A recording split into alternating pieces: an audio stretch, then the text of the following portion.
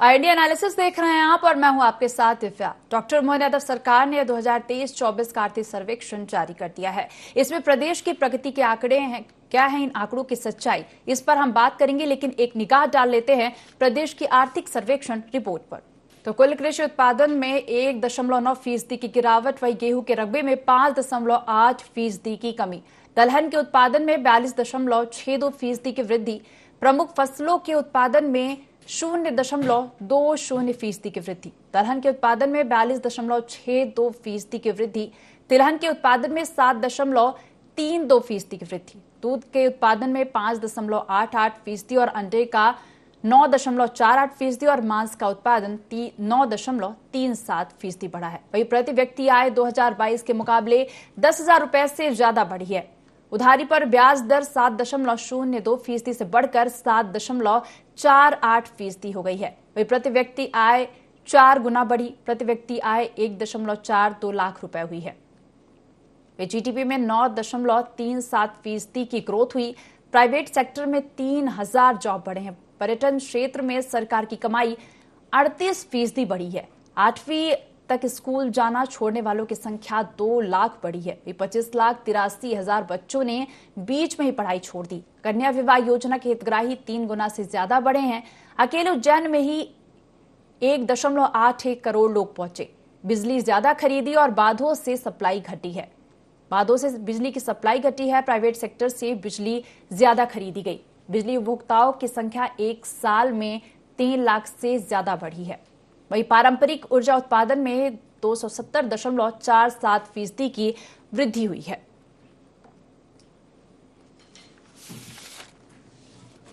तो कुल कृषि उत्पादन में 1.9% की गिरावट हुई है। वहीं गेहूं के रकबे में 5.8% की कमी हुई है। दलहन की बात करें तो दलहन के उत्पादन में 42.62% की वृद्धि हुई।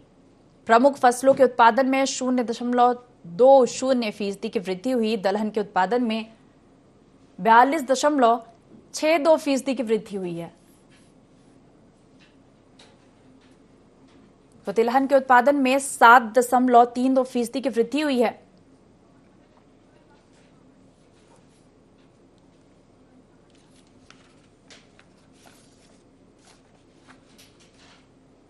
तो आर्थिक जगत के जानकार और सत्ता पक्ष विपक्ष का क्या कहना, और इसी पर हम बात करेंगे। हमारे साथ खास मेहमान जुड़ गए हैं। डॉक्टर प्रेम व्यास जी मीडिया पैनलिस्ट हैं बीजेपी से, और देवेंद्र विश्वकर्मा जी जो कि अर्थशास्त्री हैं।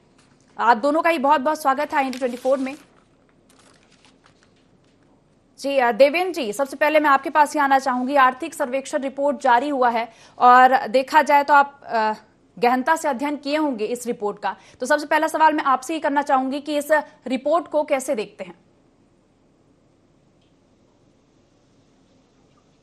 आर्थिक विकास मध्य प्रदेश के आर्थिक विकास में बहुत बड़ी भूमिका अदा कर रही है। प्रदेश सरकार भी अच्छा काम कर रही है। सबसे अच्छा तो कृषि के क्षेत्र में, इंफ्रास्ट्रक्चर डेवलपमेंट के क्षेत्र में हुआ है।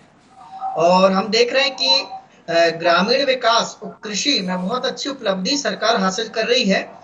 जो ग्रामीण क्षेत्र में इंफ्रास्ट्रक्चर का विकास हुआ है, रोड बनी है, सड़क बनी है, नहर बनी है, कुएं बने हैं, वो सिंचाई की सुविधा ग्रामीणों को मिल रही है, कृषकों को मिल रही है। इससे उनकी पैदावार बढ़ रही है। लेकिन उस पैदावार को सही मूल्य मिले, सही मार्केट मिले, सही उद्योग मिले, इस ओर थोड़ा और ध्यान देने की आवश्यकता थी। मेरा ये कहना है कि कृषि आधारित उद्योग और निर्यात केंद्र की ओर थोड़ा और ध्यान देने की आवश्यकता थी, क्योंकि आज भी 67% आबादी हमारी ग्रामीण आबादी है और आज भी रोजगार का बहुत बड़ा साधन कृषि है। लेकिन हम सब जानते हैं कि एक समय कृषि के उत्पादन के अच्छे दाम मिलते हैं, लेकिन एक समय अच्छा दाम नहीं मिलता है। जैसे ही मार्केट में ज्यादा प्रोडक्ट आ जाता है, अधिक तादाद में आ जाता है, तो वहां समस्या आ जाती है। इससे कृषक को नुकसान होता है ना।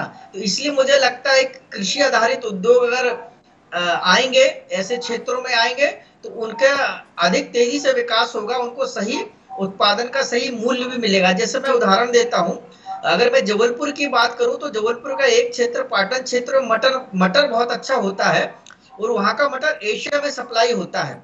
लेकिन दुर्भाग्य है, वो मटर कभी 80 से 100 रुपए किलो बिकता है और कभी 5 रुपए 10 रुपए किलो बिकता है।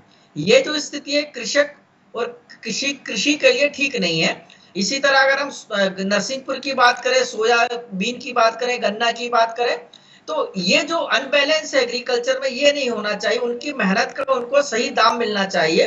अगर इस ओर सरकार प्रयास करती है तो मुझे लगता है मध्य प्रदेश में अभी भी कृषि की बहुत संभावना है, कृषि क्षेत्र में रोजगार की बहुत संभावना है, और कृषि के माध्यम से, कृषि आधारित उद्योग के माध्यम से युवाओं को कृषि में जोड़कर हम बहुत अच्छा काम कर सकते हैं। जी, हमारे साथ मध्य प्रदेश कांग्रेस से महासचिव जी जुड़ गए हैं, पवन पटेल जी। पवन पटेल जी, स्वागत है आपका। जी, अगला सवाल मेरा आपसे ही है, क्योंकि आर्थिक सर्वेक्षण रिपोर्ट जो है पेश हुई है, और देखा जाए तो विपक्ष के नजरिए से पूछना चाहूंगी कि आप कैसे देखते हैं इस रिपोर्ट को और कितना सहमत हैं? नहीं, देखिए, एक तो सबसे पहले ये एक परिपाटी चेंज करना चाहिए और नजरिया का भी सिस्टम चेंज करना चाहिए। विपक्ष की नजर से ना देखने के बजाय एक्चुअल में क्या बजट है वो देखना चाहिए हमें। तो मैं तो जो एक्चुअल में बजट है वो देखने का प्रयास करूंगा। ऐसा इस भावना से प्रेरित होकर मैं नहीं बताऊंगा कि मैं विपक्ष की नजर से देखूंगा। देखिए, भारतीय जनता पार्टी को आंकड़ों की बाजीगरी में कोई नहीं हरा सकता। ये एकदम हैंस प्रूव हो गया, इंटरनेशनली अवॉर्डेड हो चुका है कि भारतीय जनता पार्टी आंकड़ों की बाजीगरी में महारत हासिल है उसको। अब इनका दोहरा चरित्र देखने का प्रयास करिए। ये एक बार बोल रहे हैं कि सबसे बड़ा इतिहास का आज तक का बजट है, ये नहीं बता रहे कि इतिहास में आज तक का सबसे बड़ा 88,540 करोड़ का कर्जा मध्य प्रदेश सरकार ले रही है। ये भी दोनों चीजें बतानी चाहिए कि सबसे बड़ा कर्जा भी लेती जा रही है। ये हर व्यक्ति को, हर वर्ग को ठगने का प्रयास करते हैं। लाडली बहना याद होगा, शिवराज सिंह चौहान जी चुनाव के पहले बड़े बड़े विज्ञापन देते थे कि 10 तारीख लाडली बहना की राखी खुशियों वाली है, 10 तारीख आने वाली है। ये मेरे ख्याल से 11वीं और 12वीं किस्त होनी चाहिए। शिवराज सिंह चौहान जी के कथन के हिसाब से अगर 250 रुपए बढ़ते तो आज 3,000 रुपए हर लाडली बहना को मिलना चाहिए, जो कि नहीं मिल रहा। इन्होंने प्रावधान किया कि 1,250 रुपए से ज्यादा लाडली बहना को देने का कोई प्रावधान अभी नहीं है।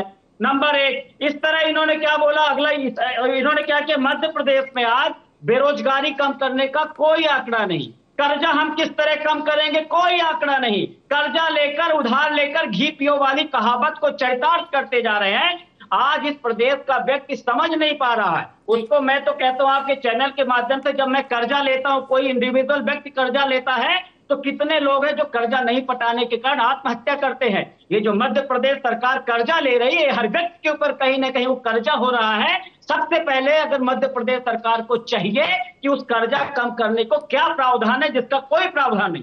दूसरा, अगर ये सचमुच के जनहित ऐसी है तो इन्हें बताना चाहिए कि जो हमने पिछले बजट में प्रावधान किए थे वो बजट टाटा फिक्स हो चुके हैं, कुछ भी पूरा नहीं किया उन्होंने। कितनी स्मार्ट ट्रेन, कितनी बुलेट ट्रेन, कितनी स्मार्ट सिटी बन चुकी, कितने हर साल 2 करोड़ रोजगार देने का। अब ये सब मैं सुन रहा हूं सुबह से कि कृषि के लिए बड़ा महान काम किया है। अरे कैसे महान काम किया है? आज हमारा किसान आत्महत्या कर रहा है। 2700 रुपए क्विंटल एमएसपी में रेट में गेहूं लेने के लिए बात की थी, वो गेहूं नहीं ले रहे हैं। किसान कर्जे पे दबा जा रहा है। 750 किसान इन्हीं की सरकार में शहीद हो चुके थे। युवाओं की बात कर रहे हैं, युवा के लिए कोई रोजगार देने का कोई ऑप्शन नहीं, सिर्फ बतौलेबाजी के हर साल हम 2 करोड़ रोजगार देंगे, और जब बेरोजगार रोजगार मांगने पकौड़े तलो। क्या प्रावधान है बेरोजगारों को रोजगार? पटवारी इसमें अपना नाम अवार्ड कमाते जाएंगे। तो भारतीय जनता पार्टी पूरी तरह से ये आंकड़ों की बाजीगरी दिखाने का प्रयास किया है, लेकिन इस बजट में आम जनता अच्छी तरह से इसके चाल चरित्र और चेहरे को समझ चुकी है। ये बताएं कि लाडली बहना को आप 3,000 रुपए क्यों नहीं दे रहे हैं, बताएं 2700 रुपए में गेहूं की खरीदारी क्यों नहीं कर रहे हैं, बताएं।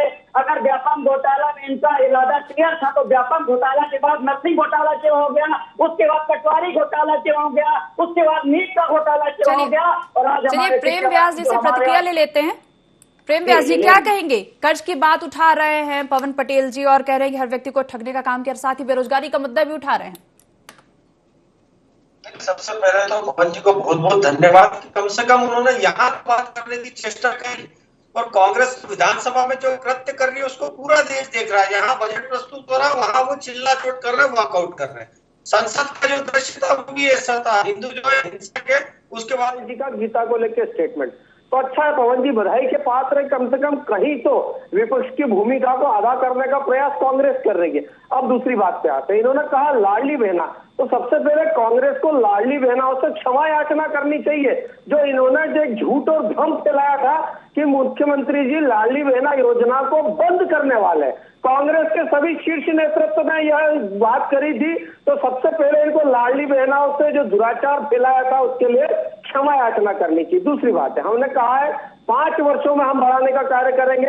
निश्चित रूप से अभी पहला वर्ष है, राहुल गांधी जी ने खटाखट दे दीजिए ना, जहां पर कांग्रेस के राज्य है वहां देने का कार्य नहीं होगा, लेकिन यहाँ पर जो ऑलरेडी सरकार दे रही है उसमें आक्षेप लगाना है। दूसरी चीज है, इन्होंने कहा कि बजट को लेकर तो आपका बजट देखिए और अभी का बजट देखिए, 16% का इंक्रीमेंट पिछले साल और अभी के बजट में हुआ है। 3,65,000 करोड़ का बजट निर्मित हुआ है जो आम जन हितैषी है, जिसमें विकास है, विश्वास है, इंफ्रास्ट्रक्चर है, प्रगति है। इसको कुल मिला के VVIP बजट कहा जाएगा, जिसमें संबल है, शिक्षा है, नवाचार है, सुरक्षा है। सभी दृष्टिकोण अगर मेरे कांग्रेस के मित्र देखेंगे पूरे बजट को तो इसमें प्रदर्शित हो जाएगा। दूसरा, इन्होंने कहा उपलब्धि और कर्ज को लेके बात, तो डेप्ट टू GDP आज मध्य प्रदेश की क्या है उसके अनुसार कर्ज मिलता है। आप एक समय बीमारू राज्य छोड़ के गए थे, निश्चित रूप से उस समय कर्ज की आवश्यकता थी।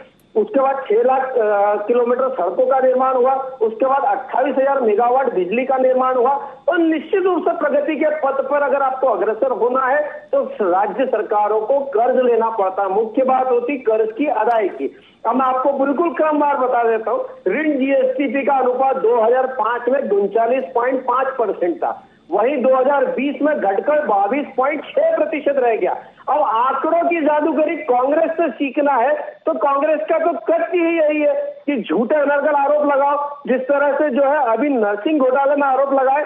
2017 में योजना आई, 2018-19 के मध्य में कमलनाथ जी शासन में आए, उस समय 400 कॉलेजों को रिन्यू करा बिना भौतिक जो है सत्यापन कराई। उसके बाद में 100 नए कॉलेजों को परमिशन दी गई हटने के एक दिन पूर्व विजय लक्ष्मी साधे द्वारा। तो वो पूरा चरित्र जो है, थोड़ा सा समय और है, CBI उसमें जांच कर रही है, आपका पूरा चरित्र जो है उजागर होगा। दूसरी बात है विकास को लेके बात, मध्य प्रदेश में आज देश में सबसे ज्यादा गेहूं निर्यात कर रहा है तो मध्य प्रदेश कर रहा है। चलिए, आंकड़ों की जादूगरी नहीं है। 46%। चलिए, पवन पटेल जी कुछ कह रहे हैं, उनसे जवाब ले लेते हैं। अब देखिए, मैं बड़ा मुश्किल, मैं इनसे पूछ रहा हूँ अपने बेरोजगारों के केवल इनका बड़ा एकदम रटा रटाया जो भारतीय जनता पार्टी के ऑफिस इनको दे दी जाता, कैसे हम सबका विकास कर रहे हैं। आप उसको देखेंगे तो हम सबका विकास कर रहे हैं, उसके हर वर्ग के लिए योजना है। अरे हम बोलते हैं कि लाडली बहना को हमने हम महीने दाढ़ी बढ़ा करके देने के लिए बोला था, आज उनका 3,000 रुपए क्यों नहीं है, इसका जवाब नहीं देंगे। ये सबका विकास की बात करते हैं, रोजगार के लिए क्या दिया आपने, इसका जवाब नहीं देंगे। ये महिलाओं की बात करते हैं, अभी 3 साल में 28,857 महिलाएं गायब है, मतलब 28 महिलाएं डेली गायब हो रही हैं। ये महिलाओं के विकास की बात कर रहे हैं। या राहुल गांधी खटाखट भारतीय जनता पार्टी के हर नेता को राहुल गांधी सपने में आते हैं। अरे जिस दिन राहुल गांधी प्रधानमंत्री बनेगा उस दिन दिखा देगा खटाखट करके। उसने इतनी बड़ी रेखा खींच दी, दम है किसी भारतीय जनता पार्टी के नेता में तो उस लाइन को छोटा कर दीजिए, इतने गरीबों को गले लगा लीजिए, पैदल चल लीजिए, इतनी बड़ी यात्रा कर लीजिए, लोगों की भावनाओं को समझ लीजिए अगर हिम्मत है। ये कभी जवाब नहीं देंगे। मैं तो पॉइंट टू पॉइंट जवाब देने के लिए कहता हूं कि आपने चिल्ला कर कहा था कि किसानों की आय दुगनी करेंगे, कहां हुई किसानों की आय दुगनी? 450 रुपए में आप कितने लोगों को सिलेंडर दे रहे हो? इन सब बातों का पॉइंट टू पॉइंट जवाब नहीं देंगे। राहुल गांधी खटाखट उसने 400 पार की हवा निकाल दी। खटाखट देखिए, खटाखट कर रहा है, आने वाले टाइम में देखेगा और खटाखट करेगा वो। चलिए, देवेंद्र विश्वकर्मा जी से आर्थिक सर्वेक्षण को लेकर बात कर लेते हैं। देवेंद्र विश्वकर्मा जी, अगर बात की जाए GDP की तो देखा जाए 9.37% की ग्रोथ हुई है और GDP में, तो क्या कहेंगे आप, मध्य प्रदेश के विकास के पथ पर आगे बढ़ रहा है? देखिए, बिल्कुल सबसे अच्छा काम मध्य प्रदेश ने क्या किया, इंफ्रास्ट्रक्चर डेवलपमेंट का काम किया है। आप देखिए, एक समय था मध्य प्रदेश में रोटी कपड़ा और मकान की बात होती थी, आज नहीं हो रही है। एक समय फिर सड़क बिजली पानी की बात होती थी, आज ये समस्या नहीं है। जो मूलभूत समस्या का समाधान इस सरकार ने किया है, इसलिए विकास तेजी से हो रहा है। अब जैसे हमारे एक मित्र ने कर्ज की बात की है, देखिए मैं एक आपका छोटा सा आंकड़ा 2023-24 का बताता हूं। सरकार की मजबूरी है, सरकार को अपने बजट का 46.33% में 26.11% देना पड़ता है। पेंशन में 10.19% देना पड़ता है और सरकार को ब्याज 10.02% देना पड़ता है। ठीक है, एक चीज मैं और आपको बताना चाहता हूं कि लाडली लक्ष्मी योजना के लिए पिछली बार सरकार ने 25,000 करोड़ रुपए का कर्ज लिया है।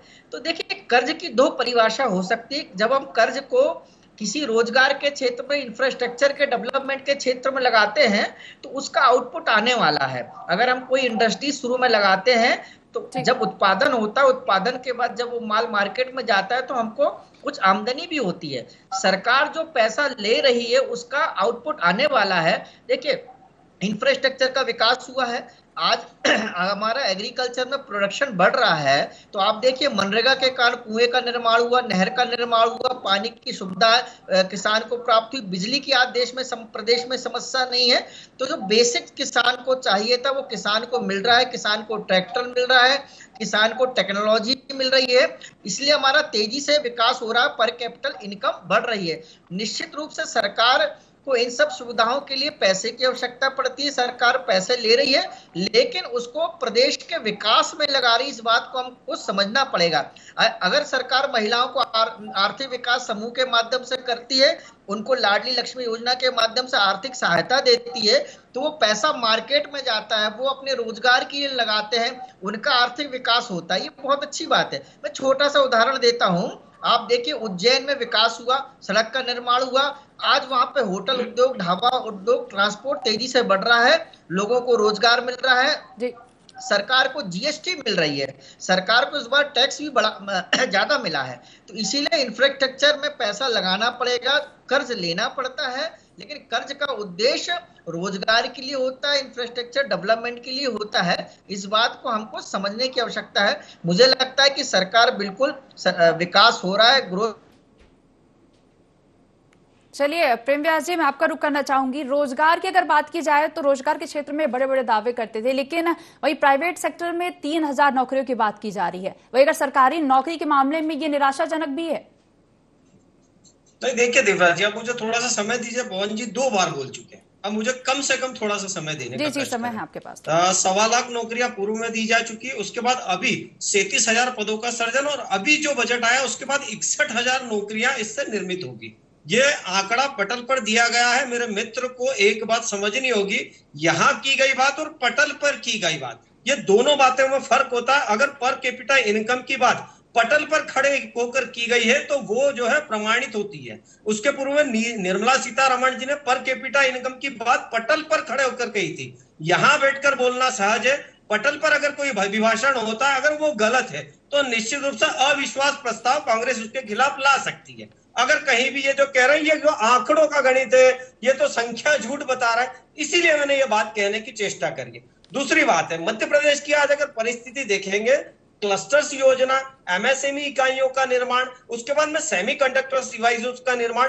900 के करीब निर्मित हो चुके हैं। एक जब निर्मित होता है तो 20 से 25,000 जॉब्स का निर्माण होता है। इसीलिए हमने कहा है कि दोनों सेक्टर्स में जॉब देने का कार्य सरकार कर रही है। एक तरफ बात की जाती 2018 में कमलनाथ जी आए, हम किसानों का कर्ज माफ कर देंगे, 1.5 वर्ष उनको कम पड़ गया कर्ज माफ करने के लिए। वहीं लाडली बहनों के लिए जो हमने वादे करे थे वो निश्चित रूप से चल रहे हैं। स्वामीनाथन आयोग रिपोर्ट 2007 और 8 में आई, लेकिन भ्रष्टाचार के तहत दबा दी गई। 2014 तक उस पर किसी भी तरह की एक्शन नहीं ले गई, लेकिन 2014 के बाद 2 बार जो है उपजों को बढ़ाया गया है। तीसरी बात है कि निश्चित रूप से अभी गेहूं को लेकर कुछ असमंजस निर्मित हुआ था, चूंकि स्टॉक्स पूरे फुल हो चुके हैं। मिलेट्स अंतर्राष्ट्रीय दिवस, आपने कृषि से जुड़ी बात की है तो मैं आपको बताना चाहूंगी, जो सकल कृषि उत्पादन है उसमें 1.9% की गिरावट भी देखी गई है और गेहूं के रकबे में 5.8% की कमी भी देखी गई है। जी मैं आ रहा हूं, उसी बात पे उसी का जवाब दे रहा हूं। आप देखिए, अभी स्टॉक जो है पूरे भारत में संपूर्ण हो चुका है। मिलेट्स के प्रति रुझान जाने के लिए, जैसे वरिष्ठ पत्रकार महोदय कह रहे हैं, मिलेट्स के प्रति और पल्सेस के प्रति, चूंकि ये अंतरराष्ट्रीय बाजार में ज्यादा पैसा मिलता है, इसीलिए उस तरफ जो है कार्य किए जा रहे हैं, इसीलिए कुछ गिरावट आई है, हम मानते हैं। लेकिन जो हम अभी कार्य कर रहे हैं उससे किसानों की आय बढ़ेगी, क्योंकि अंतरराष्ट्रीय बाजार में इन चीजों के रेट्स ज्यादा है। फसलों का जो है अब हम निर्धारीकरण कर रहे हैं कि एक ही फसल पूरे वर्ष ना हो, इसलिए पल्सेस और मिलेट्स को भी उसमें मुख्य फसल में जोड़ा जाए। इसीलिए मैंने कहा है कि 2028 का जो हमारा विजन है, कि $550 बिलियन मध्य प्रदेश कैसे पहुंच पाएगा। और जो भारत की जो हमने बात करी कि 2028 में 5 ट्रिलियन इकोनॉमी, उसमें मध्य प्रदेश की क्या भूमिका रहेगी, उसके निमित्त आज बजटों का निर्माण किया गया है, उस ओर अग्रसर है। 2-3 बातें बोल के मैं अपनी बात समाप्त कर दूंगा। राजस्व प्राप्ति 2,81,660 करोड़ होती थी, ये पटल पर दी गई जानकारी है। अगर झूठ है तो कांग्रेस को खुली चुनौती है, यहां बैठने के बजाय अविश्वास प्रस्ताव लाए, उसमें चर्चा करें। वो 3,30,000 के लगभग 30,915 के आसपास पहुंचा है, 17% का इजाफा हुआ है। पूंजीगत प्राप्ति जो होती थी 2,25,710, उसमें 17% का इजाफा हुआ है, वो लगभग 2,63,344 के आसपास पहुंचा है। राजस्व व्यय जो पहले 2,81,554 होता था, उसमें 16% की वृद्धि हुई है, 3,26,383 पहुंचा है। ऐसे ही पूंजीगत व्यय। और 1-2 बात और बता देता हूं, प्रति व्यक्ति आय को भी आज पटल पर खड़े होकर कहा गया है 1,42,565 रुपए, जो पिछले कई वर्षों से सतत जनहितैषी कार्य कर रहे हैं। और इन्हीं जनहितैषी कार्यों से लगभग 2 करोड़ से ज्यादा लोग बहुआयामी गरीबी से मध्य प्रदेश से मुक्त हुए हैं। पवन पटेल से प्रतिक्रिया ले लेते हैं। के लिए एक अलग मद निर्मित किया है, उसके अंतर्गत उज्ज्वला में जो सब्सिडी वो जारी रहेगी, किसानों को जो लाभ मिल रहा है, किसान सम्मान निधि जारी रहेगी, तमाम चीजें जो है जारी रहेगी। देखिए, इन्होंने बताया नहीं कि कितने लोगों को 450 रुपए में सिलेंडर दिया। मोदी जी हमारे देश के प्रधानमंत्री हैं, भले पटल में नहीं कहीं पे भी बोले तो उस बात का कुछ न कुछ महत्व तो रहना चाहिए। सिर्फ बतौलेबाजी नहीं होनी चाहिए कि हमारे देश के इतने सशक्त, इतने मजबूत प्रधानमंत्री ने बोला था कि 450 रुपए में सिलेंडर देंगे, कितने लोग को दिया। ये चयनित शिक्षक, अतिथि शिक्षक, कोरोना वॉरियर्स के ऊपर फूलों की वर्षा होती थी, भगवान है, उसके बाद दर दर बेचारे भटक रहे हैं। ऐसा कोई जिला नहीं जहां लोग धरने पर न बैठे हो। ये नियुक्ति पत्र वितरण कर देते हैं, उसके बाद सैलरी नहीं मिलती है। बड़ा सा विज्ञापन, आज हमारे मुख्यमंत्री जी नियुक्ति पत्र वितरण समारोह कर रहे हैं। अरे हम कहते हैं आपकी नीतियां इतनी अच्छी हैं, तो चलिए हम कहते हैं ग्राउंड रियलिटी देखते हैं कि कितने लोगों को रोजगार मिला, किस तरह की बात करते हैं। आज आप पटल की बात करते हैं, तो कमलनाथ जी की बात किया पटल में। आपके मंत्री कमल पटेल एक्सेप्ट किए हैं कि 27 लाख किसानों का कर्जा कमलनाथ सरकार ने माफ किया है। आप करिए चैलेंज, पटल की बात है। 750 किसान शहीद हुए हैं, ये इस देश के हर व्यक्ति के मन के पटल की बात है। हर व्यक्ति अपने मन के पटल से उस नजारे को देखा है जिसके ऊपर आपने आतंकवादियों जैसा बर्ताव किया। कीले बोई, उनको लग रहा था वो अपने देश के हैं ही नहीं, लेकिन जब उत्तर प्रदेश का चुनाव लड़ा फितरत के हिसाब से कि हमें चुनाव को जीतना है इनके प्रकार, तो जब लगा कि उत्तर प्रदेश का चुनाव हाथ से निकल जाएगा, तो 750 किसानों के शहीद होने के बाद तीनों काले कानून वापस लिए। अगर इतने अच्छे कानून थे तो वापस क्यों लिए? इनसे मैं पूछ रहा हूं, हर साल 2 करोड़ रोजगार देने की बात की थी मोदी जी ने। चलिए प्रेम व्यास जी से अंतिम प्रतिक्रिया ले लेते हैं, क्या कहना है उनका। का क्या रेट है? कमलनाथ जी ने, कांग्रेस पार्टी ने जब सरकार को छोड़ा था उस समय कर्जा कितना था? आज ये अलग काजक टाइप का गणित बता रहे हैं कि कर्जा हम ले सकते हैं, हम 46% ले सकते हैं, तो अभी तो 45% ले लिए हैं। चलिए प्रेम व्यास जी से अंतिम प्रतिक्रिया ले लेते हैं, क्या कहना है? मेरा निवेदन बस इतना है कि हम सब कुछ करें, डेवलपमेंट करें। भारतीय जनता पार्टी आम जनता के हित में कोई भी काम कर रही है, हम उनके साथ खड़े हैं। लेकिन सबसे बड़ा फंडा, चाहे हमारे पूर्वजों ने कहा हो, चाहे हमारे बुजुर्गों ने कहा है, अगर सफल होना है तो कर्जे को कम करने के लिए कोई ना कोई नीति बनानी पड़ेगी। ऐसा नहीं कि कर्जा लो घोषणा कर दो, कर्जा लो घोषणा कर दो। अरे चलिए प्रेम व्यास जी अंतिम प्रतिक्रिया ले लेते हैं। कर्ज का मुद्दा उठाना, चलिए आप सुन लीजिए ना। मैंने ऋण जीएसडी पे का अनुपात बता दिया है आपको, आप अनुपात एक बार चेक कर लीजिए। कर्ज दर उसके बाद में बात करिए। विकास दर को लेकर मैंने आपको स्पष्ट करा है कि जो डेब्ट टू जीडीपी है उसके अंतर्गत है कि बाहर है। ये फिर बोलना चालू करें, यही कार्य ये संसद में करते, यही कार्य विधानसभा में करते। पूरी तरह बोल रहे थे, मैं चुप होकर सुन रहा था, लेकिन कलाई खोलना चालू करो, बोलना चालू कर देते हैं बीच में। अब सुन लीजिए, सुन लिया मैंने आपको। अब दूसरी बात है कि देखिए मध्य प्रदेश की स्थिति में बता देता हूं। ये कह रहे हैं कर्ज को लेके, स्वच्छता में मध्य प्रदेश आज भारत के सर्वश्रेष्ठ राज्य में, पीएम स्वनिधि में मध्य प्रदेश फर्स्ट पोजीशन पे, आयुष्मान कार्ड में इलाज देने में मध्य प्रदेश फर्स्ट पोजीशन पे, पीएम ग्राम सड़क योजना में मध्य प्रदेश फर्स्ट पोजीशन पे। राज्य सांख्यिकी आयोग एमपी का पहला राज्य है जो फर्स्ट पोजीशन पे। गेहूं को लेके मैंने बात करी, दलहन को लेके मैंने बात करी, इसीलिए मैंने कहा है विकास देखना चाहोगे तो विकास दिखेगा। आपने कहा कमलनाथ जी ने कर्ज माफ करा, उसके बाद 50,000 करोड़ रुपए भारतीय जनता पार्टी ने बिना ब्याज का ऋण दिया, उसके बाद उन किसानों की हालत सुधरी। और अब एक चीज बताइए मुझे कि आपने कहा 750 किसान शहीद हुए। दिल्ली में जो है ये शहादत अगर आपकी कहने के अनुसार हुई है, दिल्ली सरकार ने क्या ऑफिशियल आंकड़ा जारी करा है? ये सिर्फ मन का आंकड़ा है। दूसरा समय की कमी होने के चलते चर्चा को ही रोकना चाहेंगे प्रेम व्यास जी। समय की कमी होने के कारण इस चर्चा को हम यही रोकना चाहेंगे। फिलहाल आप तीनों ही मेहमानों का जुड़ने के लिए बहुत बहुत धन्यवाद। तो डॉक्टर मोहन यादव, सरकार ने 2023-24 का आर्थिक सर्वेक्षण जारी कर दिया, उसमें प्रदेश की प्रगति के आंकड़े भी हैं। तो IND एनालिसिस में फिलहाल इतना ही। आप देखते रहिए IND 24। नमस्कार।